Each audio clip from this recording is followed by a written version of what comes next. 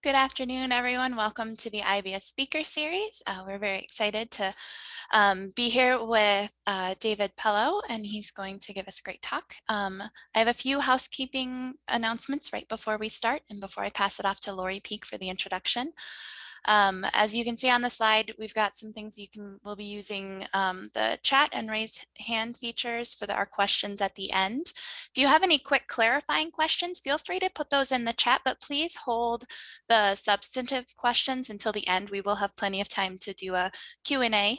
And then I just wanted to let everyone know that we are recording this meeting, and so feel free to turn off your video if you would like, or leave it on so that we can all see each other. And finally, I'm just going to read the CU Boulder Lands Acknowledgement Statement, and then I can pass it off to Lori. Thanks. As we gather, we honor and acknowledge that the University of Colorado's 4 campuses are on the traditional territories and ancestral homelands of the Cheyenne, Arapaho, Ute, Apache, Comanche, Kiowa, Lakota, Pueblo, and Shoshone nations. Further, we acknowledge the 48 contemporary tribal nations historically tied to the lands that comprise what is now called Colorado. Acknowledging that we live in the homelands of Indigenous peoples recognizes the original stewards of these lands and their legacies. With this land acknowledgement, we celebrate the many contributions of Native peoples and also recognize the sophisticated and intricate knowledge systems Indigenous peoples have developed in relationship to their lands. All right, I'm going to pass this off to Lori, but if you have any questions, feel free to send me a private chat. Thanks. Thank you so much, Eileen, and welcome everyone. It is such an honor and pleasure to introduce today's speaker, Professor David Pellow, who is a friend and former colleague to so many of us here in IBS, as well as in the Department of Sociology. David currently holds the Delson Chair in Environmental Studies at the University of California, Santa Barbara, where he also serves as department chair and director of the Global Environmental Justice Project. And we are truly honored to have David here today, as he is one of the world's leading environmental justice scholars. And he has written several award-winning books in this space, including What is Critical Environmental Justice?, Resisting Global Toxics, Total Liberation, The Power of Animal Rights and the Radical Earth Movement, The Silicon Valley of Dreams, Immigrant Justice, Immigrant Workers and the High-Tech Global Economy, The Slums of Aspen, Immigrants versus the Environment in America's Eden, and Power, Justice, and the Environment. And you should all know that that list that I just shared with you, that doesn't even represent all of the books, not even to speak of the numerous peer-reviewed journal articles, book chapters, and impactful reports that David has written over his storied career. David is also a much beloved teacher and mentor. And since moving to the University of California, Santa Barbara, he has supervised a group of students in developing a Green New Deal for California's Central Coast region in collaboration with the Central Coast Climate Justice Network. And so I could go on and on about David's accomplishments, which stretch across dozens and dozens of pages. But I want to end this introduction by saying something that you can't read about or find on David's CV or online bio. David Pellow is truly one of the most humble, generous, and thoughtful scholars I've ever met. He studies some of the most devastating topics, but he never loses sight of the people at the heart of his research and the possibilities for social justice and social change that his critical work reveals. And so, David, with that, we all welcome you back here to the University of Colorado Boulder. Everyone, please join in giving a virtual round of applause for Professor Pellow. And without further ado, we will now turn this over to you. Thank you. Wow, thank you so much, Lori, for that generous introduction. I do want to point out that there is another David Pellow. He's a professor at Carnegie Mellon University, and maybe that's who you invited for this presentation, because he's far more impressive than I'll ever be. But I'm happy to take his place for today and impersonate him. Really, really wonderful to be back. here with you. I, spent some of my best years in Boulder at CU Boulder, and just judging by the crew that's here on this Zoom call, wonderful, wonderful list of incredible group of friends and faculty and colleagues, and just a real pleasure to be back. So thank you for this opportunity. I also want to say thanks for that land acknowledgement. That's really something, and want to make an acknowledgement of my own. I live, work, and play on lands that are currently we call Santa Barbara, California, but are the unceded traditional territories of the indigenous Chumash folks, the Chumash Nation. There are several bands here, and I want to thank many of their leaders and elders and community advocates from the Chumash community for giving me the opportunity to build or even rebuild relationships of respect and consent and reciprocity between the university and Chumash indigenous communities. So thanks so much for having me today. Let me see if I can do this screen share. I hope everybody can see that. So I'm going to be talking about some of the work that I and, well, more properly, my students have been doing with me for a number of years on carceral spaces and environmental justice conflicts. I cannot even pretend to be an expert on this topic because it feels like every day I'm learning something new and learning something new that's challenging what I thought I knew about the system.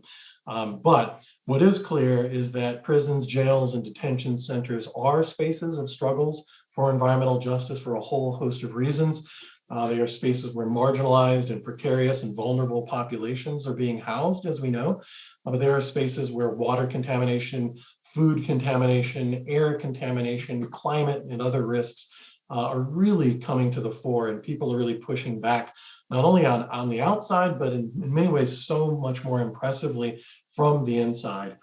Some of the leaders of what I would call the new front of the environmental justice movement are really coming out of the prison and jail system. And so I want to talk a little bit about that today. In the interest of just signposting, I'm going to, building on the land acknowledgement conversation, talk a little bit about settler colonialism and jump into environmental justice studies, which is sort of my wheelhouse. And then, of course, as promised, talk about the case of carceral systems in the US and maybe a little bit beyond that, and then have some concluding thoughts. Hopefully I can do that in the next 40 minutes. Here are three guiding questions for me in all of my work, not just this presentation. And I think these are three guiding questions that motivate a lot of folks in environmental justice studies, and they're very basic, very simple. The first is, how are social inequality and environmental quality linked, right? And so we all know that communities of color and working class communities tend to be disproportionately affected by environmental and climate risk. So that's a really good example of that, but it's not all doom and gloom. I'm very much interested in what people are doing about this. And wow, the whiplash, the 180 degrees that my head is doing from the last presidential, I'll just call it a regime, it was nothing more or less than that, to this current administration with respect to environmental justice is really amazing. And so we're seeing the effects of the environmental justice movement, this social movement, playing a real serious role in shaping environmental policy. And then third, of course, I think one of the enduring and important lessons of environmental justice, whether it's the scholarship or the politics, is that you really can't disentangle people's well-being, people's quality of life, the life chances of human beings from the quality of the air, the land, the water around us, from our habitats, from our environment. So the goal there is to actually ask, how can we improve our quality of life and promote environmental sustainability, and never really separate those things. So I mentioned settler colonialism. This is a concept that I think a lot of folks are grappling with and working through right now, and I'm one of the many who are trying to do that. I'm drawing from some of the work of the great Potawatomi and Indigenous environmental studies philosopher, Kyle Powys-White, who really defines settler colonialism as the occupation or control over a people, as well as a land, water, and even the aerial space by a previously external power. And for him, settler colonialism is a really good example of environmental injustice, because it's a process that really undermines the ability, the capacity of indigenous peoples to live, to thrive, to prosper, to practice their economic relations with each other and with the natural world. And so if settler colonialism is a form of environmental injustice, then we can go back to the very founding of the United States and say, wow, the very founding of the United States was an example of settler colonialism. So that sort of blows out of the water the idea that I and other people have had and promoted for many years that, oh, the environmental justice movement really began back in whenever, the 1980s, when this, that, and the other happened. Well, it didn't begin then. That was a moment, a chapter, a punctuation in an otherwise very, very long, centuries old struggle and process. So to try to build on that argument, though, connecting this to the prison system, I would argue that settler colonialism is really a core practice, a core foundational practice of the United States prison system via the problem or the practice, the policy of human enslavement. And I go back at least as far as the middle and the late 19th century, when many indigenous communities who were resisting United States expansion and invasion, those of indigenous folks who were lucky enough to be alive at the end of that process, either put on reservations or in many cases thrown into concentration camps, where mass starvation, illness, and death were the order of the day. These were early examples of human caging, early examples of the prison system. And so I would argue further that caging of human beings, the enslavement of human beings through the prison system is an example of environmental injustice for at least two reasons. The first is that, again, we are, as I said earlier, we are looking at it in a case where people are being placed into torturous situations. I mean, there are more Eighth Amendment legal cases and lawsuits in the prison system in the United States than I can shake a stick at, than I can count the prohibition against cruel and unusual punishment.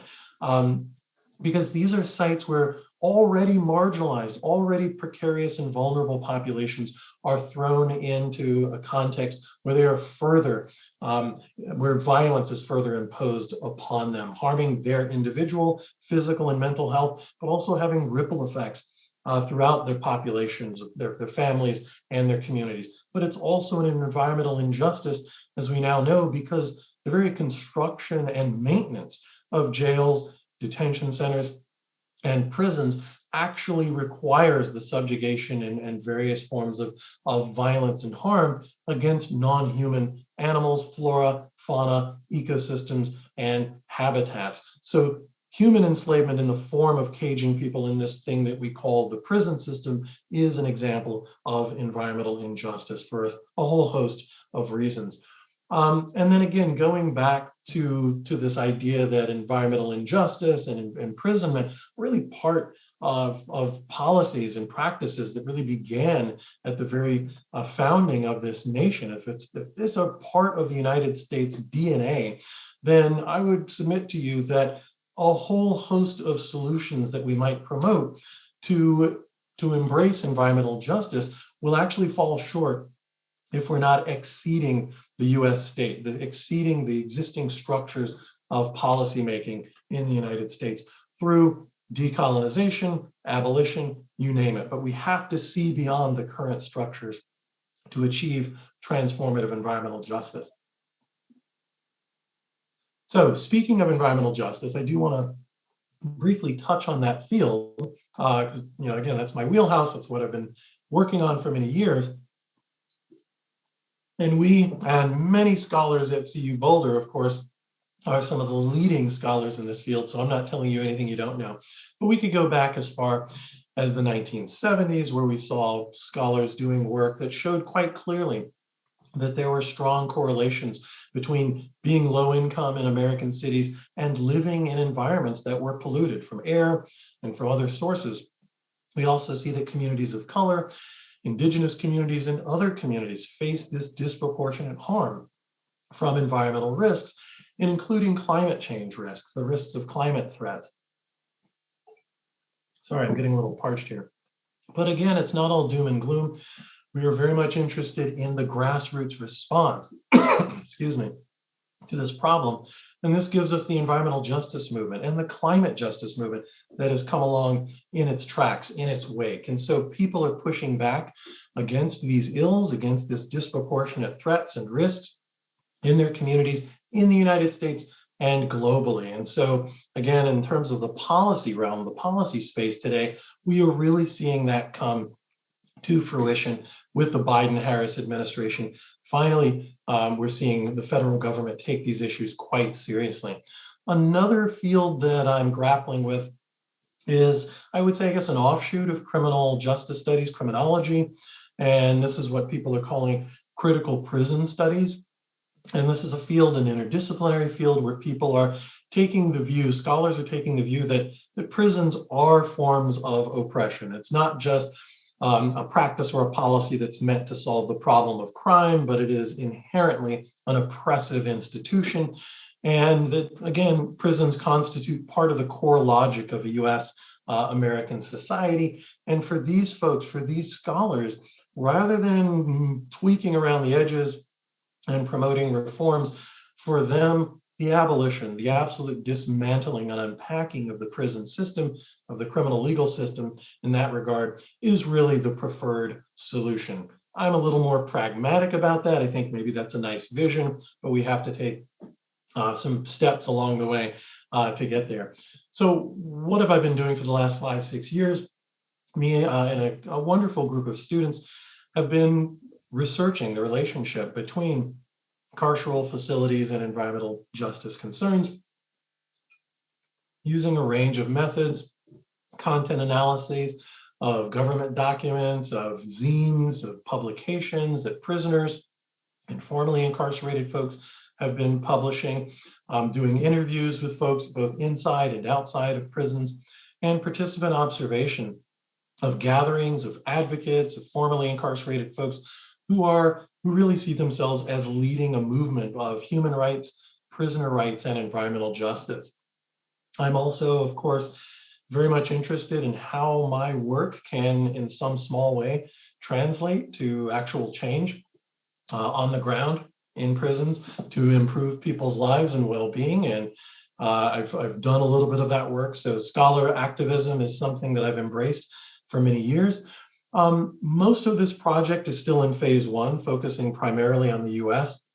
I'm slowly now looking at much of the rest of the world. And yeah, it won't surprise you to hear that, wow, if prisons, jails, and detention centers in the United States are sites of horrific mass atrocities, yeah, wait till we see what's happening in other parts of the world. So I love beating up on the United States, but I got to beat up on other countries as well who are doing just as bad. But we're also seeing some really exciting work from prisoners in other countries as well. One of the things that I've been doing in terms of the scholar activist work is collaborating with a number of non-governmental organizations like this group, the Prison Ecology Project, which is an outgrowth of a wonderful organization that's based in Florida called the Human Rights Defense Center. And they put out the most highly subscribed to publication in prisons in the United States, and it's called Prison Legal News, an incredible source of information from the law to what's going on with food and medical care and anything else you want to know about the prisons in the United States. And folks on the inside are actually subscribing to this. So check that out. But I've been working with this group to really, again, translate some of these findings into real world impacts. And we've had some luck with that. And I'll talk about that in a moment. So again, just to put a finer point on it before going into the details here, prisons are spaces of environmental justice struggles. We're seeing widespread risk to a whole range, a whole spectrum of environmental challenges. It's also the case that mass incarceration is statistically correlated with greenhouse gas emissions. My colleagues, Julius McGee, Patrick Greiner, and Carl Appleton wrote an article in, I think it was December of 2020, just a few months ago, in the journal Social Currents, that demonstrates empirically that the construction and the maintenance of prisons in the United States contribute statistically significantly to the greenhouse gas emissions in the United States and therefore globally. So I would also add to that really important finding that there's a double move we need to be aware of, that they are no doubt aware of, and that is compounding that reality that prisons produce significant greenhouse gas emissions. The very populations that are in prisons, primarily Black and brown folks, low-income folks, are also the very populations who are facing the brunt of climate injustice in their residential communities. So they're really getting this coming and going, getting hit by climate and environmental injustices in their communities, in their residential communities, and then inside the prison walls, producing multiple layers of negative climate impacts on already vulnerable and marginalized populations. So let's talk about social inequality and incarceration. So for the next several slides, I want to consider how environmental injustices in carceral spaces impact a whole spectrum of humanity across various social identities. This picture is of Avenal State Prison here in California, a site of a number of struggles for environmental justice, and I'll mention one of those in just a bit. So unless you've been living on Mars and living under a rock, and even then you probably know that the prison system in the United States, the population of incarcerated folks, is overwhelmingly made up of folks who are non-white and who are low wealth, low income, and poor. There's really no debating that. I love this photo, this placard. Not sure why the guy's wearing a ski mask, but it adds to the drama. I love the message. The whole damn system is racist as hell, right? Truer words were never spoken. So let's talk about race and class. We can now talk about gender. In the United States, hey, we're always number one, and we are number one in terms of incarcerating more women than any other country on earth. We certainly are not number one in terms of the percentage. I think Vietnam and Thailand beat us out, but in terms of absolute numbers, we have got the rest of the world beat, and we are proud of that. But let's think intersectionally here. Black women in particular are actually the fastest growing group of people in prisons in the United States, who make up some 29, nearly 30% of the imprisoned population, but just 7% of the general population. So women, yes, but let's get more specifically and look at Black women. All right, so we talked about race, class, and gender.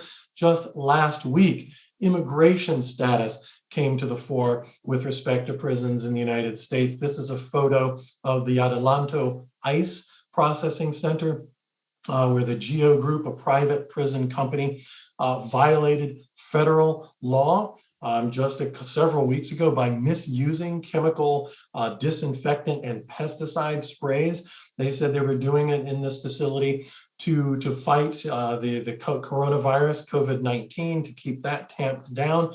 But when the US EPA intervened at the behest of activist groups and politicians, they found out that this facility has actually been using these chemicals for some 9 years. And it has caused immigrant detainees here to experience nosebleed, burning eyes, nausea, headaches, and all sorts of illnesses. So immigration status can place you at great risk. I could go to this slide, Northwest Detention Center in the Seattle-Tacoma area of the great state of Washington, a 1,500-bed immigrant prison located smack dab right next to a federally designated toxic Superfund site. So these are folks who are awaiting their hearings, their trials, wondering if they're going to be deported, and all the while facing all manner of environmental harm. So I've talked about race, class, gender, immigration status. Let's talk about age or youth. This is a photo of the headquarters of the Oregon Youth Authority, which is the governmental agency that oversees the juvenile detention facilities in the state of Oregon.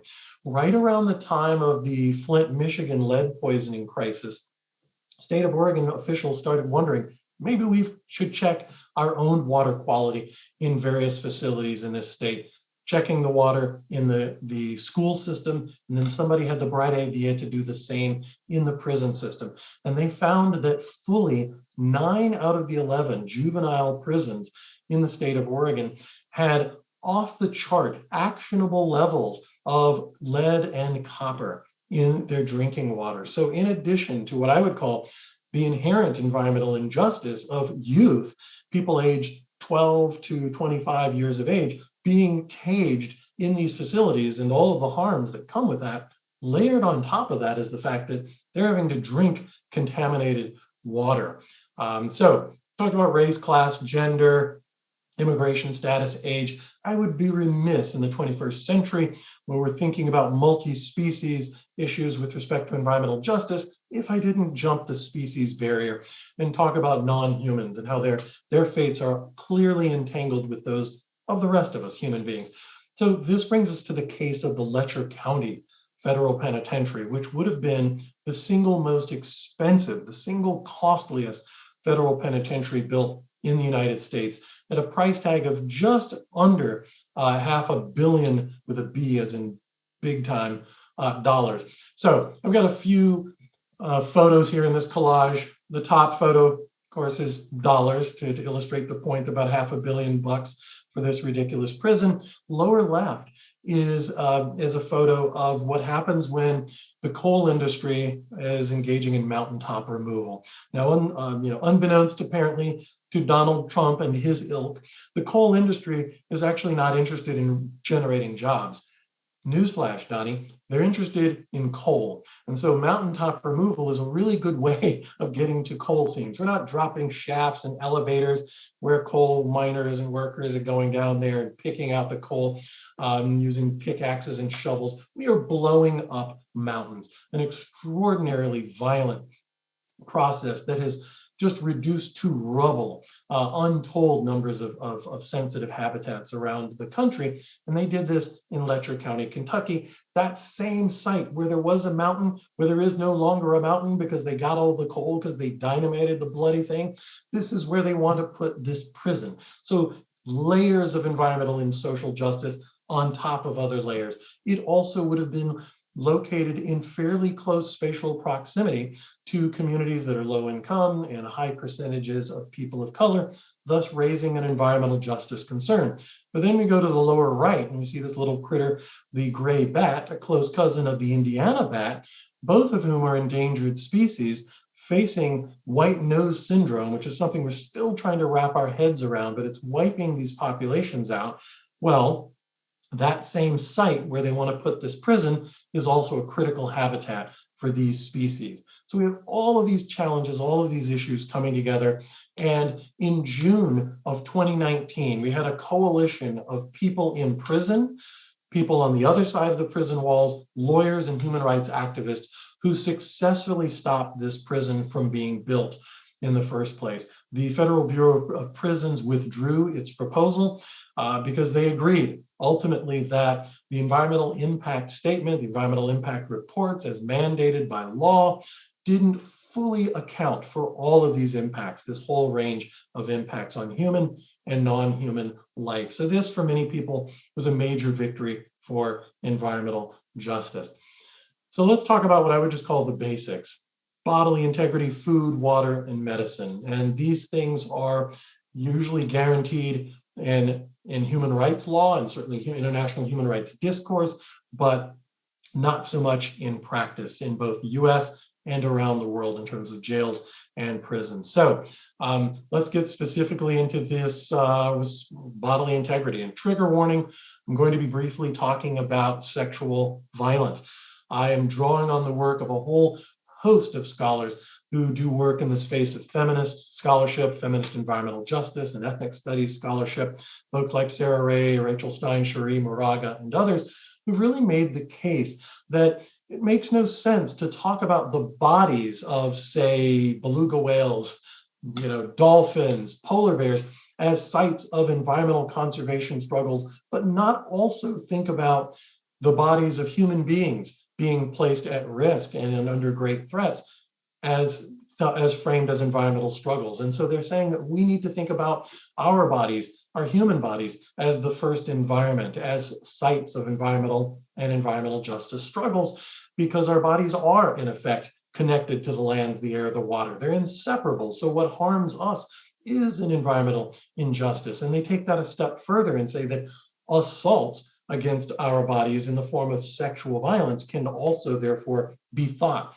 of as environmental injustices. And so for me, this is really important in the space of prisons and jails, because we know that sexual violence is endemic to these spaces, and in particular for women and LGBTQ populations, and for youth. And so if this is an environmental injustice, or an example of one, then we can more effectively personalize and even politicize threats to human health, to bodily integrity, and connect those to multiple scales of threats. So we could go, for example, to East Turkestan, where the Chinese government, the Chinese state, I would call it the Chinese empire, is perpetrating sexual violence against the Uyghur population in a number of ways. They are sterilizing en masse Uyghur women who are, in their view, in the view of the Chinese government, having too many children, right? This is all part of a much larger plan. The Chinese empire is, of course, trying to gain access to the extraordinary ecological wealth in East Turkestan, the traditional territory of a whole host of populations like the Uyghurs, like Kazakhs and others, the coal fields, natural gas, and other ecological wealth. It's immense there. So the Chinese state is very much interested in getting access to that. And there's one thing standing in the way of that, that is Uyghur people who are resisting that. And so the Chinese government has been perpetrating environmental racism and environmental injustices and sexual violence against the populations, particularly in Xinjiang, viewing Uyghur populations as a threat, and like many governments throughout history, engaging in genocide through the use of concentration camps, sterilization campaigns, and other forms of violence. So the threats to bodily integrity are real and directly connected to what many people would call more traditional environmental concerns. In this case, again, getting access to natural gas and coal. And so my heart goes out to folks in East Turkestan who are dealing with this, and it's a very serious issue. We can also talk about food injustices. This photo comes to me from a contraband cell phone, meaning any cell phone in a prison is generally viewed as contraband. You shouldn't have it, it's against the law, but many prisoners have them because it's their only way of communicating the truth of what's happening in many of these facilities to the outside world. These photos are photos of quote unquote meals, quote unquote food served to prisoners in the great state of Texas during that massive weather event, that polar vortex that we had back in February. But this is the norm that we typically find in many prisons across and jails across the United States.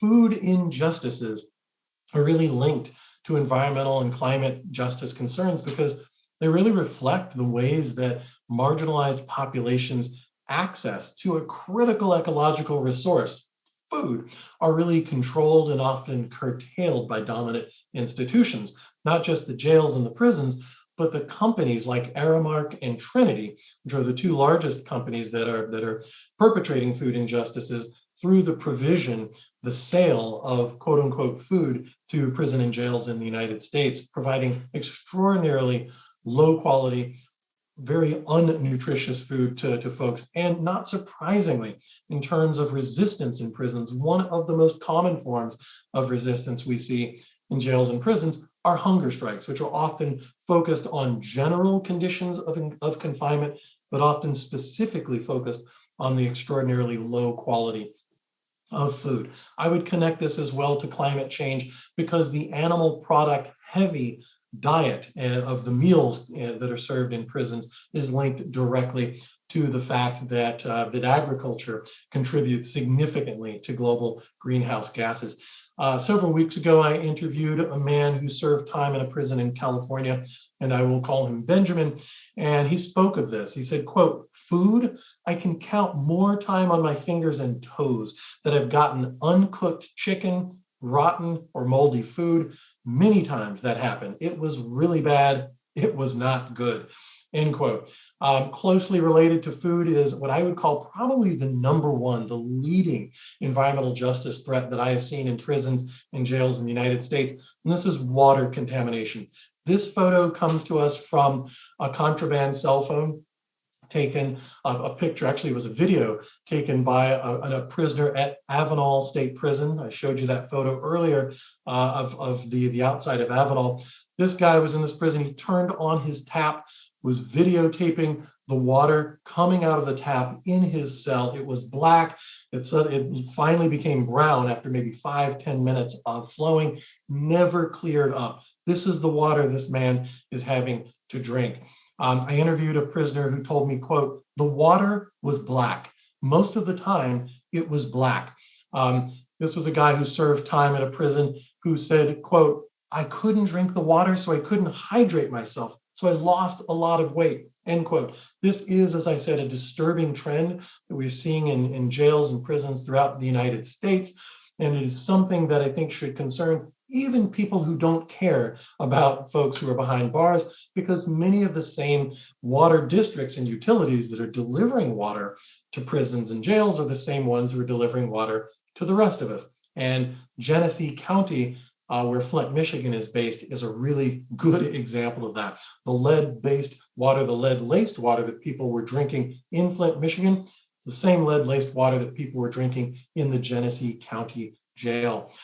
So continuing on with the basics, and inadequate medical care is something that just comes with the territory in prisons and jails in the United States and around the world. This is a photo from a cell in Haiti, in the nation of Haiti's largest penitentiary there, where diseases like tuberculosis and cholera are just normal. And in the time of COVID-19, of course, whether you're in Haiti or in the United States, physical distancing is virtually impossible. So it really can become a death sentence to just be in a prison. This photo from Haiti is of a cell that has 18 beds, but 60 imprisoned persons are forced to be in there. In the infirmary on one day in 2017, there were more than 150 persons with tuberculosis there at one time. So inadequate medical care is a major issue. Let's jump to the scale of climate change and go to the great state of Pennsylvania. This is a photo from State Correctional Institution Fayette, right outside of LaBelle, Pennsylvania. This is a space where we see multiple environmental and climate injustices. This prison was built in 2003. And first of all, the prison itself is located on a former strip mine site, a former coal strip mine site. And just like mountaintop removal, strip mining lays waste to the landscape. So that was already a form of ecological violence. It's now a dump, and now we put the prison on top of that. It is also a site where we have a massive sewage treatment plant, a waste treatment plant, to treat the waste not only from the prison, but from the town of LaBelle, Pennsylvania. So as in what we see on the outside of the prison, we see it here. We see a community that is essentially forced to live right next to basically a poop factory, right? They are managing and treating literally tons of human waste. But going further, if we look in the middle of this photo, we see this is a refuse site, and I can't even wrap my mind around this, of 40 million tons of coal ash waste. Where does this coal ash waste come from? From the #1 contributor to global anthropogenic climate change. That is coal-fired power plants. Power plants throughout the state of Pennsylvania sending their waste here. It has created a nightmare of epic proportions for people inside the prison and people in the town of LaBelle, many of whom have come down with a whole host of respiratory diseases that if you check the medical literature, you realize, yeah, these things are always correlated with exposure to coal ash. So again, I say this is an example of if you do not care about people behind the prison walls and you want to lock them up and throw away the key, you should still care about this issue, as should the good people of LaBelle, Pennsylvania, because they are suffering from some of the same illnesses. Climate change is a theme of the work I'm doing because it keeps coming up. We have a federal correctional facility in Beaumont, Texas, that was inundated with 35 inches of water during Hurricane Harvey a few years ago, that of course, the town evacuated, but the prisoners were not evacuated. They were the last people that anybody was thinking about.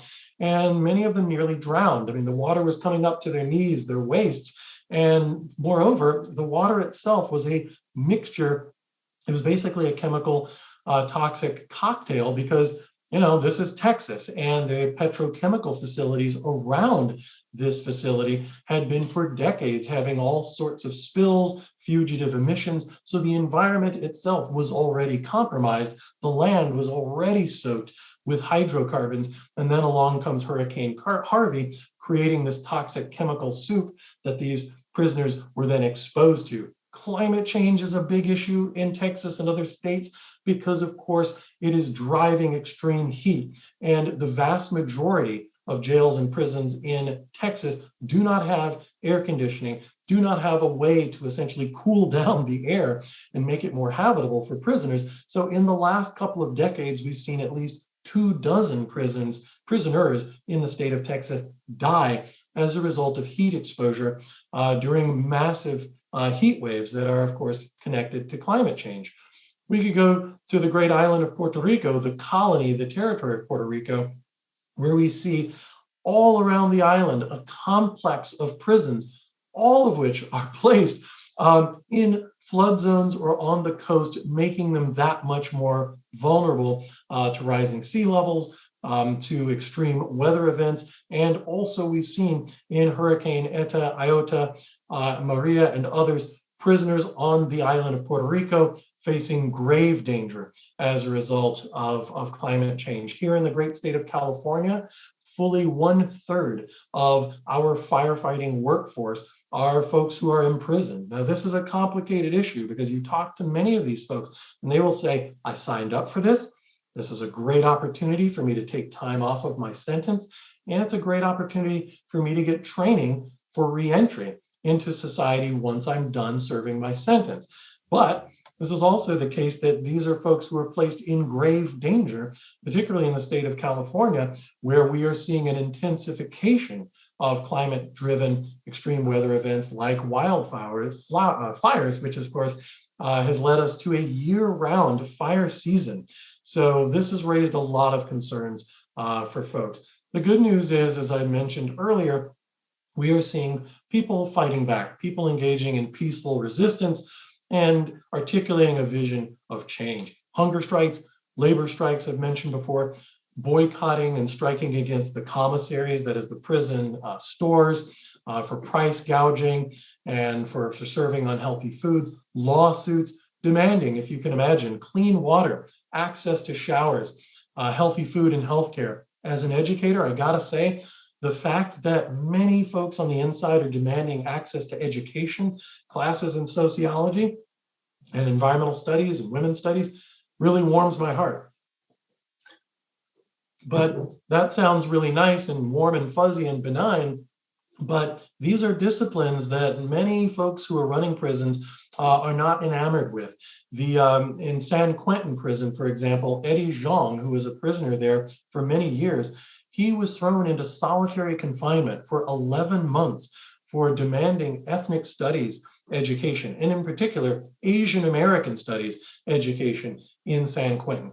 He served his time, he's now out, and he continues to advocate successfully for prisoners in San Quentin and other facilities in California to get access to ethnic studies and other curriculum. So this is no joke. I'm also really pleased at the fact that folks on the outside, allies, accomplices, whatever word you want to use, have since the 1980s really organized groups like Mothers of East Los Angeles, Critical Resistance, and have really connected the dots between environmental justice and imprisonment. And so these are organizations that have fought to keep prisons from being built in the first place and really fought to improve conditions in prisons when they have been built. I mentioned the Genesee County Jail in the great state of Michigan. This was a site of lead poisoning in the water there, and some of the prisoners there were told, you know what, the COs, the corrections officers, doing what I'm doing right now, drinking out a filtered water bottle. Hey, you inmates, you have a choice. You can either drink that lead-based water or drink no water at all.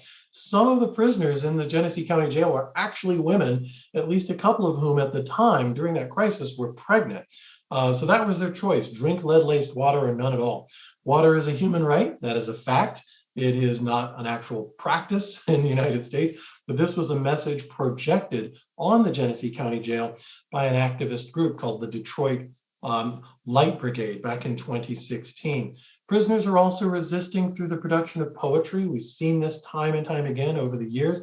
This is a poetry by a guy, Gary Farlow. It's very powerful and heartbreaking. He writes in part, "The chow hall is inedible. Corrections officers think we're detestable, but what we eat is indigestible. Let's face it, life in prison is unlivable." So we have resistance from within prisons all across the United States, connecting the history of the 13th Amendment, which allows legally various forms of enslavement today, to the fact that prisoners, as in the state of Florida, for example, where this graphic comes from, are engaging in work stoppages and strikes, who are literally saying to the world, we are no longer going to be your slaves. We are no longer going to do forced labor, unpaid labor in the prison system in the state of Florida, the state of Alabama, the state of Texas, where the history of chattel slavery is alive and well, because so many of the prisons today are actually not only packed with the descendants of people who were enslaved centuries ago, but are actually themselves, the prisons themselves are located on what were formerly plantations. So we can go to the state of Florida, Mississippi, Texas, and Louisiana, and we find this happening again and again. So let me end on a positive note, if I could do that. Not something I'm used to doing, but let's talk about this guy, Bryant Arroyo, who's a man of Puerto Rican ethnicity, who is serving a life sentence in a penitentiary in the state of Pennsylvania. Some years ago, Mr. Arroyo got word that the town supervisors, that is the elected officials in the town in which his prison was located, had made a decision to bring in a $900 million coal gasification plant right next door.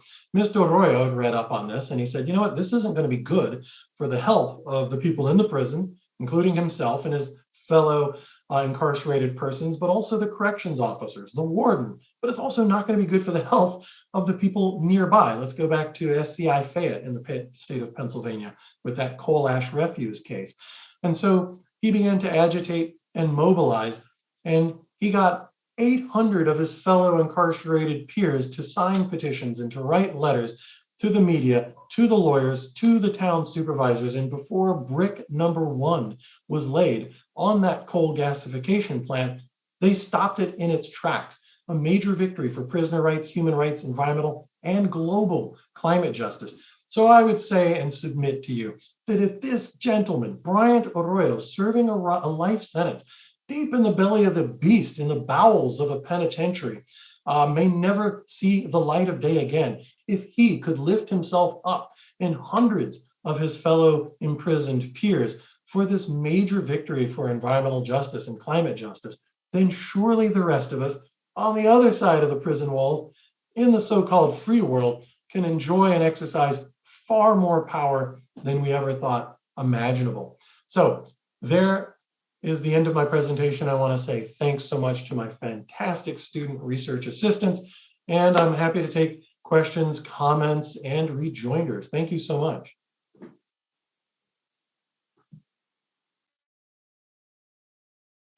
David, thank you so much for this presentation. You, when you were speaking of the mothers of East LA, you referred to them as people who connect the dots.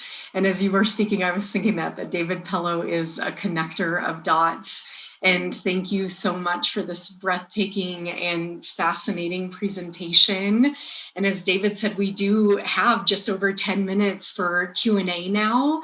And so if you would like to ask a question, if you just want to drop your name in the chat box, just Fernando or Jane or Dick or whoever, if you want to drop your name in there, then I'll just call on you in the order that your name appears in the chat box, if that sounds like a hopefully democratic way to approach the Q&A. And while we're waiting for names to populate the chat box, David, I wonder if you would tell us, is this your next book project? Is this where you're going with this? And then Jill, you're next up. So Laura, maybe you don't know this about me, but I'm a very superstitious person. And so I don't want to be presumptuous in imagining that there's a publisher out there who would actually publish this. So I describe it as maybe it's a BOOK project, but for me, it's a research project that I hope one day someone will see fit to publish the results of. And if not, I'll go to Kinko's and bind it up myself. But yes, this is the next big project that I'm hoping someone will see fit to promote in some way. So yes, thanks. Sorry, I know it's weird, but I'm superstitious. I just don't presume that it'll ever happen. Well, thank you. And Jill, will you ask your question now? Thank you. Thank you. Thank you, David, so much for this presentation and for your work. As somebody who has read a lot of your work, I feel very confident that this will be coming out as a book that will make wonderful contributions and really important contributions. I'm going to ask two questions and you can pick which one you want to answer, one or both. One is that you've been part of a really important set of conversations in the scholarship in the past couple of years about the relationship between the state and environmental justice.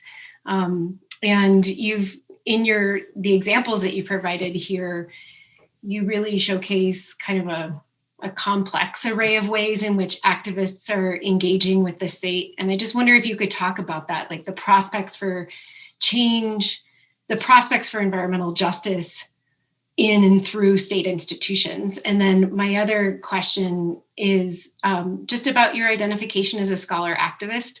And I identify as a scholar activist too. And I just wonder if you want to say a few more words about what that means for you and the work that you do. Sure, yes, thank you. And Jill, I know, you've done some phenomenal work where you're directly engaging with this question of the role of the state with respect to environmental justice, and I really appreciate that work. I think, for me, I'm very pragmatic about it. I, recently have been sort of reading up on and engaging work with folks like James Scott, Laura Pulido, Arturo Escobar, who I think all sort of lean in what I would call a sort of maybe a post-statist, if not anarchist direction. But I think all of us are also pragmatic. And so my view is this. I think that as long as we've got this thing called the state, we have to work with it and through it. And for me, more broadly, what I think, the last several years have really demonstrated, and the empirical evidence is very clear on this as well, is that however we define it, democracy is really, really important and crucial for promoting environmental sustainability, let alone environmental justice.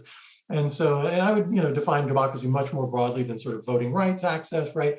I think we can't have a democracy in a highly unequal society, right? And I think that, where we find greater levels of equality, greater levels of access to all sorts of decision-making across cities, counties, states, and nations, we're more likely to find societies that are more protective of their environments and more protective of climate. So for me, the bigger issue for me is about democracy. And so with respect to activist scholarship, I think, I've just been really lucky, ever since, from the time I was at CU Boulder to the time I'm here at UCSB, I've just been surrounded by a community of scholars who, if they define themselves as activist scholars, we always make sure that we're asking questions that are highly relevant to what's going on in the journals, what's happening in the published work out there. That, I'm going to be blunt here. It's not enough to simply say, I want to create social change and want to use my degree to do that. I think we have a responsibility to engage in conversations that scholars, regardless of whether they call themselves activists, are engaged in, and make sure that our work is framed in ways that speak to that. So the question of the state and the role of the state, I think, is a really relevant example of that. The question of, or the concept of settler colonialism is a really good example of that. I mean, this was in some ways not a sort of a mainstream talk, where I wasn't necessarily trying to make a sort of a narrow intervention, a bit all over the map, because I'm still not sure where I'm going with that. But that's how I would respond to that and say that at the end of the day, I think the most successful and inspiring social movements are the ones that do exactly what scholars do, which are raise important and new questions and produce useful and transformative knowledge. That's what universities do best, in my opinion. And I think that's what social movements can do best. So I see a real integration there in terms of our mission. I hope that answers some of the question. Beautiful. Thank you, Jill, and thank you, David. And Ben, over to you. Thank you. Dr. Pellow, I'm very grateful for your talk. I'm a PhD student in the geography department and working on Colorado's incarcerated wildfire fighter program. I actually also did my master's research in Lecher County, Kentucky, so I was thrilled to see that connection. Needless to say, felt a lot of resonance with your talk. And one of the things you're doing is something I'm endeavoring to do as a graduate student, which is pulling together such a comprehensive range of topics, from settler colonialism to embodiment and intersectionality to labor to contributions to climate change and the experience of the impacts of climate change, all in one. So my question, I suppose I have two questions, one easy and one larger. The easy one is whether you have a paper or a book from this research project you would recommend as an entry point to the environmental justice research group. The bigger question is where within the academy you've met resistance in drawing those connections and taking such a broad scope of interest, and any tactics you can recommend to navigate that. Sure, thanks so much, Ben. Really, really glad that you're doing work in this space. I want to be in touch with you and learn from you and exchange with you. In terms of things that I have written already coming out of this project, I would say there's, I forget the titles or the years, but recently, in the journal Antipode, which would be familiar to you as a geographer, there's a piece I've got in there. I've also written something in Capitalism, Nature, Socialism around this project. And also one of the chapters in the book, What is Critical Environmental Justice, really dealt with this. And that's kind of where I really started off with this.